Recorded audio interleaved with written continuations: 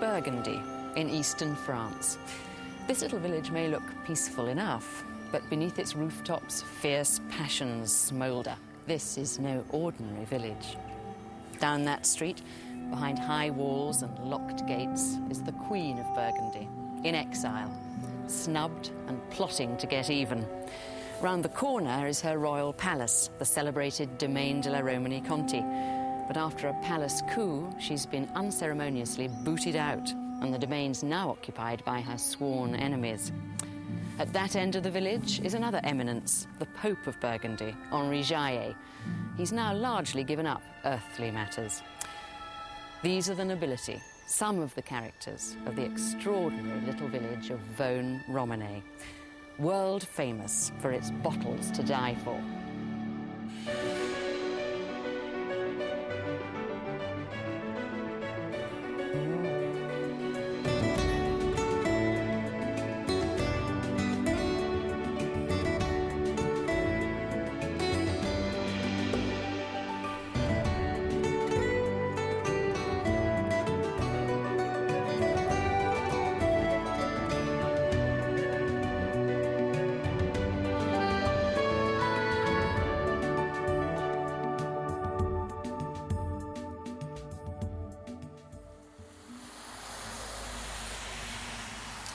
There's only one reason why the world ever got to hear of Vosne-Romanée, and it's this: Pinot Noir, the red Burgundy grape.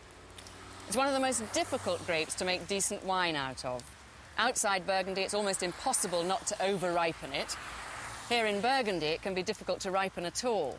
And in damp weather, it's all too prone to rot. It's difficult to convey the mood of complete, all-embracing depression that settles on a wine region when it rains during vintage time. It's not just the hundreds of vine growers who depend for their income on how many ripe, healthy grapes they can sell, but it's all the shopkeepers, all the locals who are plunged into the deepest gloom. It looks as though this will be another less than stunning vintage in Burgundy. Barely one vintage or harvest in 3 is generally a success. And, thanks to often poor winemaking and demand way in excess of supply, I reckon about 4 out of 5 red Burgundies that I taste are disappointments. But when it's good, it's so extraordinarily good that we wine nuts are prepared to put up with this shocking failure rate. If red Bordeaux's appeal is strictly above the neck, that of red Burgundy is something completely different. But you have to pay heavily for such pleasures. You've got young Burgundies here that cost hundreds of pounds a bottle. Why so expensive in Burgundy? Well, yeah, it is true that the Burgundy, particularly the best Burgundies, are very expensive. It's partly to do with the great quality, because they are great wines, but also to do with the rarity. Some of these wines are produced in minute quantities. You take, for example, a Richebourg from Henri Jaillet, and he literally makes 2 barrels of that wine every year. So that means there's 600 bottles for the whole world. So if you buy a case of that wine, you're buying 2% of the total production. 5, 6, 7, 8, 9, 10. Alors ça, c'est le dernier rang qui m'appartient. Plus quelques, ce qu'on appelle des pointes, c'est-à-dire des rangs qui ne sont pas aussi longs que les autres. Mais pourquoi vous avez tellement autant de petites parcelles dans une grande vignoble? Tout simplement, c'est le morcellement qui est dû aux héritages successifs. Cette parcelle, à l'origine, appartenait en entier à mon père. Elle a été divisée en 2 à son décès. Et moi, comme j'ai 2 filles, j'ai donc partagé également la parcelle en 2, ce qui fait maintenant 3 propriétaires au lieu d'1. Mais comment vous pouvez distinguer entre les parcelles différentes? Parce qu'à moi, elles ont tous la même apparence. Oui, mais ça c'est d'abord, théoriquement, il doit y avoir des bornes, hein, c'est borné. Mais la plupart des bornes ont disparu du fait des charrues. Elles ont été arrachées par les tracteurs. Et maintenant, on les reconnaît uniquement à la différence de culture, de façon culturelle. Et puis parce qu'on a l'habitude, on sait, les pieds ne sont pas les mêmes, vous voyez, les grosseurs de pieds diffèrent. Enfin, il y a différentes choses qui nous permettent de ne pas nous tromper. Et ça arrive jamais que les Bourguignons se marient afin d'acquérir... Ah si, c'est assez fréquent qu'il y ait évidemment des mariages entre fils de vignerons et filles de vignerons. Et à ce moment-là, évidemment, le domaine, au lieu de se disperser, devient plus gros. The Côte d'Or, an unspectacular east-facing slope on which are all of Burgundy's world-famous vineyards and a string of villages with names such as Nuits-Saint-Georges and Gevrey-Chambertin. Until 30 years ago, these vineyards were farmed by simple peasants who sold their grapes to local wine merchants who'd mix them all together and sell them under their own names. Then in the 60s, the world's wine drinkers were introduced to the concept of domain-bottled Burgundy, wine produced by the growers themselves. Prices for these seriously authentic wines took off. Suddenly, men of the soil like Henri Jaillet were rich.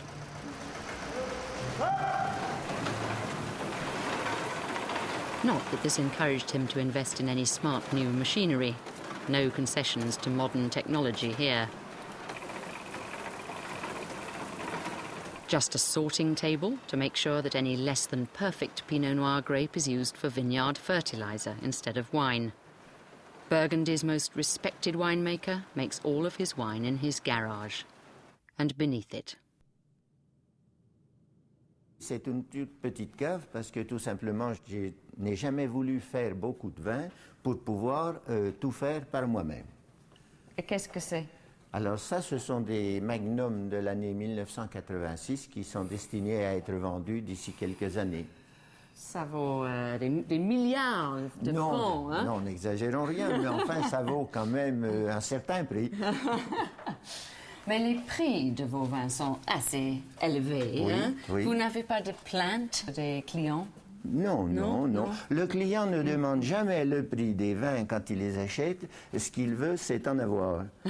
C'est tout. C'est merveilleux pour oui, vous. c'est merveilleux. Ah, ça, ce sont des prunes qui ont été mises en conserve et qu'on va faire des tartes en hiver. Ah. Et vous voyez, on a aussi des haricots verts ici qui sont destinés à la même chose, à être mangés au cours d'hiver. Mais lequel est votre secret comme vinificateur, hein? Ah, vous savez, je n'ai pas de secret, hein. Je laisse tout simplement faire la nature. Moi, je ne suis pas courageux de nature, et comme la nature fait tellement bien le travail, je ne vois pas pourquoi je me substituerais à elle. Et pourquoi les autres ne peuvent pas le faire? Ben, je crois qu'on est dans une période d'interventionnisme à tout prix, et tout le monde veut en rajouter un petit peu, alors que ce n'est pas nécessaire. Henri Jaillet lives in a modest bungalow on the edge of the village. He's even embarrassed about owning a Mercedes, although Vaune is known as Mercedes City nowadays. For all his newfound wealth, he hankers after the old days. C'était beaucoup plus convivial que maintenant, parce que à 9h, par exemple, on faisait un petit casse-croûte et tous les vignerons qui étaient dans le secteur se réunissaient et on discutait pendant une demi-heure de nos problèmes. On se connaissait mieux. Ben maintenant, on va aux vignes en voiture, puis on se contente en passant de faire un petit signe, bonjour, et puis c'est tout. Maintenant, à 8 heures, le pays est vide parce que tout le monde est devant la télévision et puis c'est comme ça.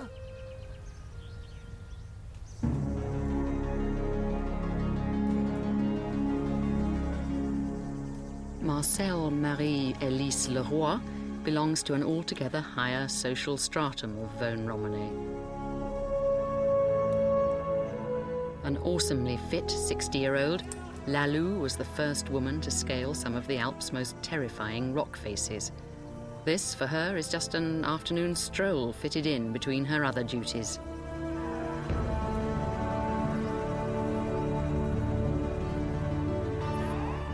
Lalou is the Queen of Burgundy, so called because of her prodigious winemaking and tasting abilities. She is nothing if not fanatical. Her name has been synonymous with the most famous Burgundy domain of all, the Domaine de la Romanée-Conti. The domain, whose most sought-after wine comes from the Romanée-Conti vineyard itself, is owned by two families, hers and the de Vilaines, between whom little love is lost. While Laloux is emotional, mercurial and fiercely competitive, Aubert de Vilaine is mild and circumspect. Laloux accused him of letting standards slip and milking the domain for profit. Something had to give. Laloux was responsible for selling the domain's wines, according to a rather complicated formula. For the prize of securing one bottle of Romanée-Conti itself, you had to agree to buy 11 mixed bottles from the domain's other vineyards. Say, 3 bottles of La Tâche, 3 bottles of Richebourg, 2 bottles of Romany Saint-Vivant, 2 bottles of Grand Échezeaux, and 2 bottles of ordinary Échezeaux. All of them top Grand Cru red Burgundies, but without the magic of the name Romanée-Conti. Within this job lot, the Romanée-Conti was priced at about £170 a bottle, and the others all at much, much less. The system worked perfectly smoothly, until the Japanese arrived on the scene. So what happened was, in the late 1980s, the Japanese suddenly discovered fine wine. Being the Japanese, they wanted the best possible wine, they wanted the best labels. They weren't necessarily great connoisseurs of what was in the bottle, but they wanted the best. So Romanée-Conti was the wine they wanted. They were perfectly happy to pay £1,000 a bottle, but they had to have that particular wine. So we sold our Romanée-Conti at a huge profit, and then found we had the other 11 parts of the dozen that we could sell off at much less than our cost price. So we sold the other wines all over the place at bargain prices. Well, this brought loads of problems, because the wines that we had been selling really cheaply found their way onto the American market, and the prices there had been much, much higher. The consumers who'd bought at higher prices were really angry that they'd paid a lot of money for these wines, and now they could buy them much cheaper. So they were calling the American importer a crook, and he'd ripped them off. The American importer was obviously really furious about the whole thing. He was threatening to sue the domain and wanted to send all the wines back, and it all ended in tears. Laloux was blamed for this fiasco and was voted out, by her sister among others. She hasn't set foot in the place since.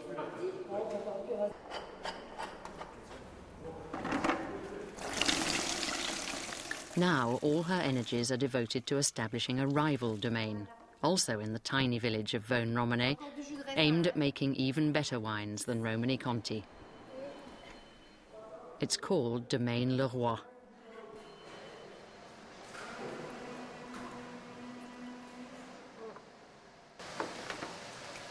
It's staffed at vintage time by an intriguing blend of third world workers.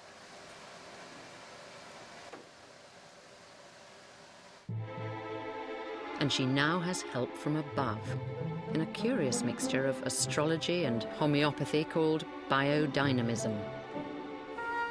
Alors la plante est composée de 4 parties, les racines, les feuilles, la tige et le raisin, le fruit. En elles sont en parfaite interférence les 4 éléments fondamentaux de l'univers, la terre, l'eau, l'air et la chaleur. D'autre part, on sait que les 12 constellations fixes du zodiaque sont groupées selon les radiations qu'elles envoient.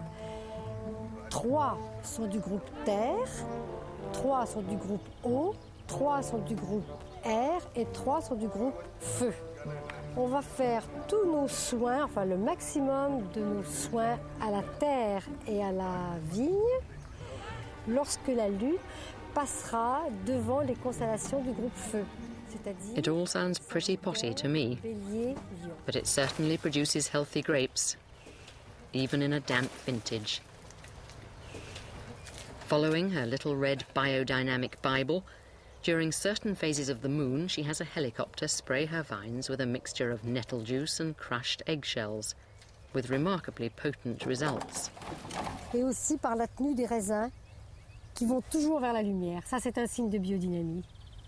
Parce que ils ne tombent pas comme des petites vaches, mais ils se redressent. Et c'est pas normal. On ne le voit pas partout. Hein. Non, ça c'est vraiment le signe de la biodynamie. Ouais. C'est vraiment le signe de la biodynamie. Mais l'année passée, vous avez eu des problèmes, n'est-ce pas, De mildiou. De mildiou. Gros mildiou, gros problème. Qui serait plus facile si vous avez utilisé une Ah ben si on avait fait la fongicide, chimie, n'est-ce pas? bien, absolument. Oui, ouais. Absolument, on aurait arrêté net. Moi, j'ai pas voulu le faire par respect pour la vigne, puisque maintenant, c'est ma conviction profonde. Hein. Je me demande si quelques-uns du village, par exemple, se disaient « Ah, mais elle est stupide, pourquoi continuer avec ?» Tout le monde l'a bien dit. Tout le monde l'a bien dit, mais moi j'y crois. Puis c'est assez difficile de faire quelque chose contre ses convictions. C'est vrai. Surtout que je suis sûre que c'est à la gloire du vin, finalement. C'est le chemin de la qualité. And now, down to the cellar to taste her Richebourg, made from vines she provocatively bought just next to the domains. She's determined to see it command the same stratospheric price, at least. Pour moi, c'est le plaisir, je peux vous assurer. Merci. Quelle couleur, hein? Oui.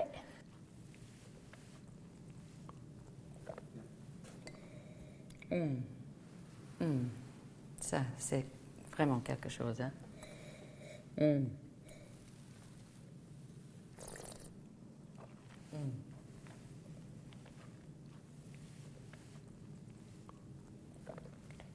Ça, Il m'a simplement dit dans la caisse, quand vous enverrez, si par hasard il y a un client privilégié qui a 12 bouteilles de ce vin, alors vous mettrez une petite note explicative et peut-être une bouteille d'eau pour qu'il le dilue un peu, tellement il est concentré. Vous êtes assez protectif vers vos vins, n'est-ce pas?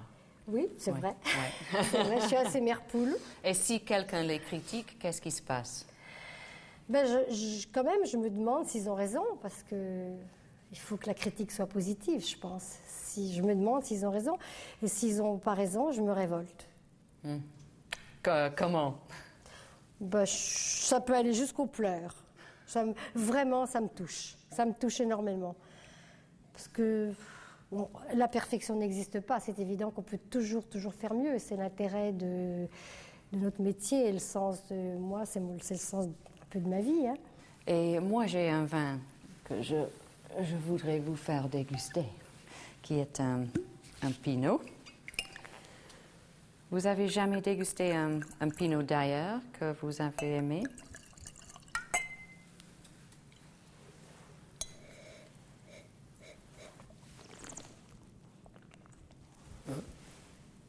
C'est bon. C'est bon, mais c'est pas très grand. C'est un vin d'Oregon, un Pinot d'Oregon. C'est un Pinot, mais il n'a pas d'identité. C'est une sorte de vin, c'est une espèce de vin. C'est bien fait, c'est joli, c'est agréable. Mais il n'y a pas la vie, il n'y a pas d'identité. Mais vous pensez qu'il y aura un avenir pour Pinot en Oregon? Il ne faut pas qu'ils fassent du Pinot, il faut qu'ils fassent telle appellation. Il faut qu'ils trouvent leur terroir, leur meilleur terroir. Pour le moment, c'est un vin de haute technologie, ça. C'est très bien fait. Mais le terroir, moi, je ne sais pas dire ce que c'est. Terroir, a word used as a mantra by French wine producers and conveniently untranslatable into other languages. It stands for the mix of place, soil and climate that determines the sort of wine a spot can produce. Lalou complains that here in Oregon, however suitably cool the climate, they haven't discovered their terroirs, so they're just making Pinot Noir, not an expression of place.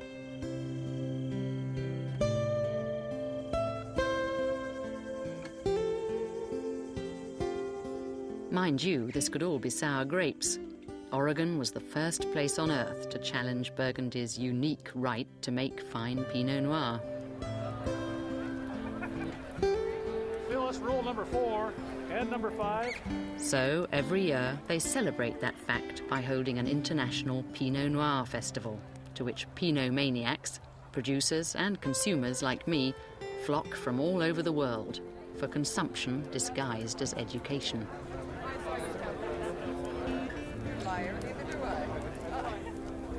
In the broad, I certainly agree with the concept of terroir, in the sense that any wine, anywhere, is going to be shaped by the interaction of climate, soil, all of those extended things that go into terroir, is necessarily going to impact on the wine.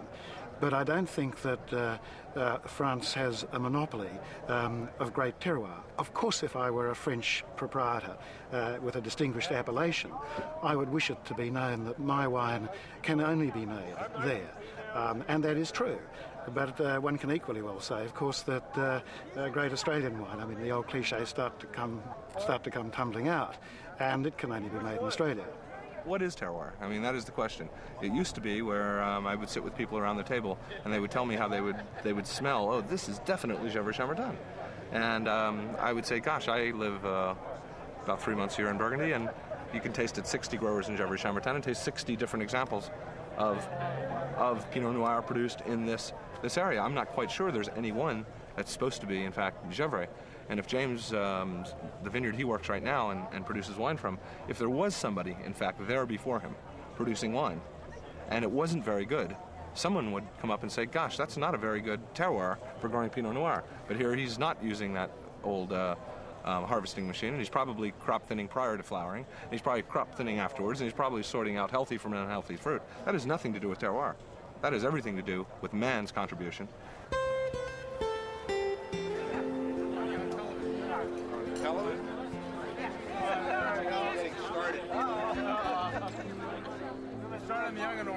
David Lett started the ball rolling. Well, I went to Davis, UC Davis, and got a degree in viticulture, and while I was there, a professor said, there's no climate in California cool enough for Pinot Noir.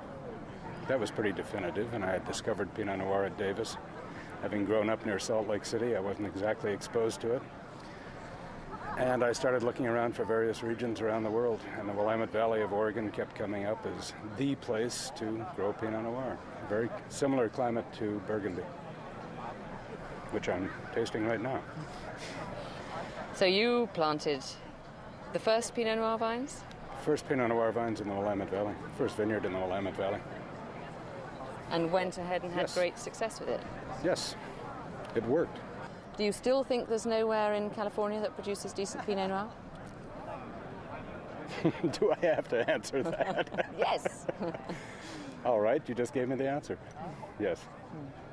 California produces a style of Pinot Noir that's uniform year in and year out, which is what Americans seem to prefer. They like homogenized milk, too. I sort of like to see the pinnacles of Pinot Noir appear. And that can really only happen in a climate like this.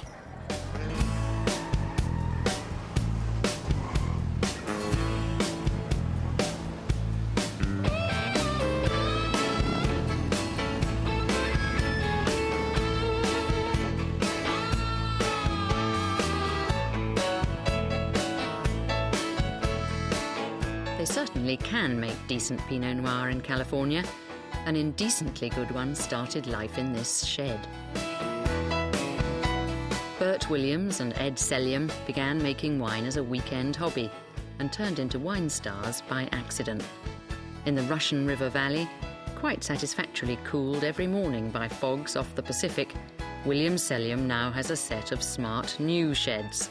Here, they and their families handcraft Pinots that are so popular, even at $50 a bottle, that they sell out after only 3 weeks.